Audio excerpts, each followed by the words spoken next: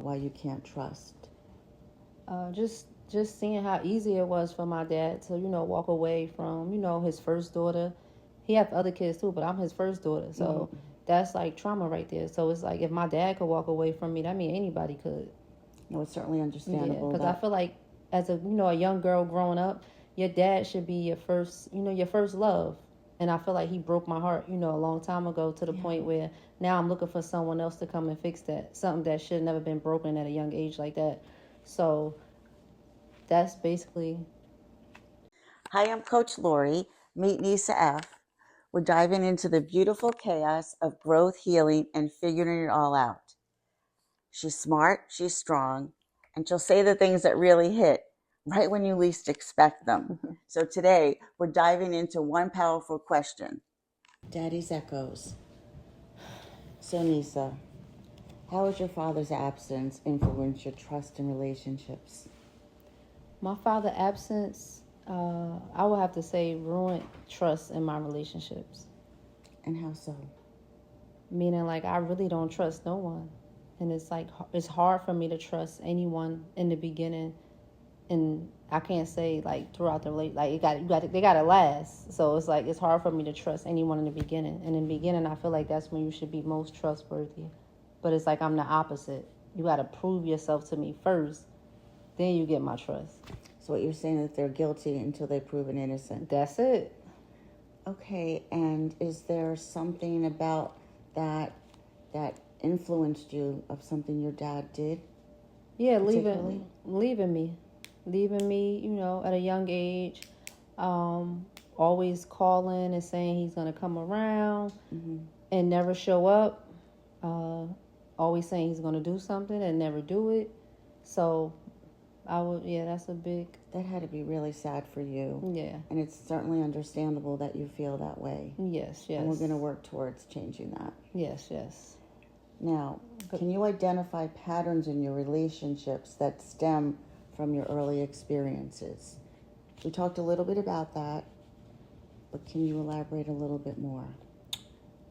As in, like, that's the reason why I can't trust. Yeah, like And something in your early childhood that really created that trauma, why you can't trust. just seeing how easy it was for my dad to walk away from his first daughter. He had other kids too, but I'm his first daughter, so Mm-hmm. that's like trauma right there. So it's like if my dad could walk away from me, that mean anybody could. No, it's certainly Yeah, understandable because I that. feel like as a young girl growing up, your dad should be your first love. And I feel like he broke my heart, a long time ago to the Yeah. point where now I'm looking for someone else to come and fix that. Something that should have never been broken at a young age like that. So that's basically Well, that what it seems is. like that would definitely cause Mm-hmm. that kind of, that experience would definitely cause you to feel Yes. not to trust others because he was your role model and that's all you saw. Yes, because the role model, I should be looking for a man or someone to be like my dad. And it's Right. like now I don't want no one like my dad. Of But I course don't know not. what I want because I really don't have a role model. Exactly. So No, it's that like makes. I'm living to figure it out myself. And I'm not gonna, I blame that on him. Well, we have to just work around that and see how we can start to develop that Hmm. trust so you're able to have those intimate relationships. Right, right. Now, what does healing look like for you in the context of your father? Healing will look like for me is to forgive him Mm-hmm. and accept the fact that he chose the life he chose. That's really brave of you. Yeah. And that's definitely a first step into Yes. trusting. Now, how would you differentiate between self protection and emotional walls? Self protection, I would have to say me setting boundaries, and How so would you set the boundaries? just more of like setting boundaries, meaning like putting my foot down, and not what I say goes, but what I say goes. Okay. You get what I'm trying to say? But setting the boundaries, but what could you do before that? Because you need to possibly open up in order to set the boundaries. Yeah. So are you able to open yourself up in order to see Yes. and then set those boundaries? So basically, yeah, opening up, setting boundaries as in opening up and not allowing things that I know I wouldn't allow. Right. Right. So you're able to be open to see and learn from what had happened in your past and not take it into your future relationships. Yes. Okay, cool. Now, how could you differentiate between self-protection and emotional walls? Self-protection, I would just say like me setting boundaries, Mm-hmm. and then emotional walls is me shutting down, not letting anyone in. Yeah. And how would you go about doing both?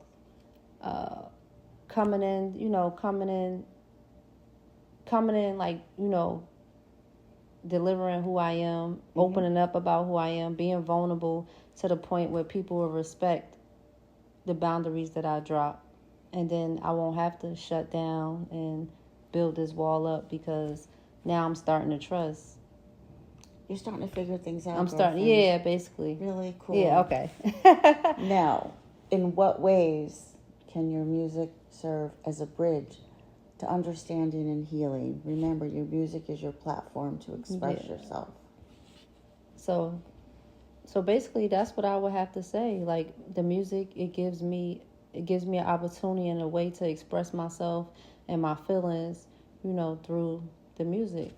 If I can't say it to you or someone else, I'm sure I could probably say it through the music while I'm learning to or trying to. And is that healing for you? Yeah, I would say it's healing for me because I'm in my best place when I'm writing. I'm alone. Yeah. And that's the safest space, my safest space. So that's when I start saying certain things than I would say to someone else. So if that's the way I gotta let it out, and that's the way I'm learning, that's how I gotta let it out, I'm ready to start that now. Are you ready to start saying something in your music to your dad? Because I got the best assignment for you. No. You on these assignments. Okay, so if your father were watching you right now, what would you want him to hear in a rap or a verse? Something you never said out loud. I'm going to walk away again and give you some time to think about this. Okay. People die for nothing, I'ma tell you if I go. I'm going out with something like a bomb, I'ma blow. Had to watch my own back, and I don't want no friends. Had to make my own racks, I ain't your sister, I ain't your twin. Are you ready? Yes, I'm ready. Okay, so I want you to just imagine your father right in front of you as you're reading these words. Okay. So what I wrote down was, I searched for you in every beat, every rhyme, hoping your voice would echo back in time. But silence was the only song you chose to play, leaving me dancing in shadows every day. But walls around my heart, brick by brick. Trust became a puzzle I couldn't pick. Men came and went like verses in a song, but none could write the notes that I felt so wrong. Now I pen these lines, seeking release, turning pain into poetry, finding peace. Each bar a step towards healing, embrace, in rhyme, rhythm, I found my place. That's beautiful. Now, what would you like your father to say after he heard this? I would just hope he could say, like, I'm sorry for not being there. Just an apology. And I think that's what I need. I think I need to sit down with him, like, even if it's dinner, or like at a dinner, and I just want to know why you wasn't there. You Right. get what I'm saying? Sure, it's understandable. And that might be my closure. Do you think that's possible that he would agree to that? I think it's possible, but it's just the life he chose. I don't know if he'll really care. Well, something that you'd be willing to ask? Would you be willing to ask him if he would? No, yeah, I would. But it's just like, is it going to be a waste of my time, or is it going to be worth it? Well, that's up to you. I mean, are you okay if he says no? How would you feel? I mean, it would be a typical pattern of his. Yeah. But are you willing to take the chance to see if you can get that No, I'm willing to closure? take the chance. I'm willing to take the chance. It's just that I'm just saying, will it be a waste of my time? As in, like, the life he chose, my father, chose, drugs and things like that. So it's like, if I sit there with him, will he really care? We don't know. That's the thing. We don't know that. It's just up to you if you want to take that road. Got you. And you don't have to decide now. No, yeah. But again, I want to thank you. You did amazingly. And thank you for sharing all this heartfelt news about Dad and everything. Yes. And do we get a hug? Yes, another hug. Oh. Life's a ride, and showing up is half the battle. Big thanks to NisaF for keeping it real. This is Rap and Real Talk with Coach Lori and NisaF. Please follow me on Instagram and Facebook at Coach Lori Monty Hubbard. Yes, and you can follow me on Instagram at NisaF Baby. I love everybody who love me. If I open up the yard, who gon' hold me down? All the homies around growing up, but still a lonely child. And lonely children become lonely adults. I asked my mother for advice. Her only approach was telling me to cry. I'd rather kill or die. Waking up out of fear in the middle of the night. I say that I'm okay. I sound just like my father for once. Cause all he ever did was lie. Mama said for me to let it out, but I can't let it out. Cause big girls don't cry. We make sure you alright. Like, honey, are you better now?